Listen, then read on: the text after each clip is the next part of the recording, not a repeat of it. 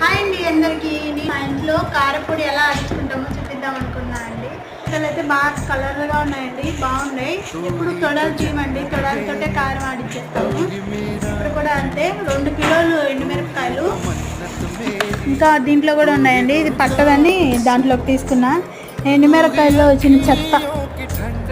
1/2 kilo ధనియాలండి, 100 గ్రాములు జీలకర్ర, 100 గ్రాముల ఆవాలు, 50 గ్రాములు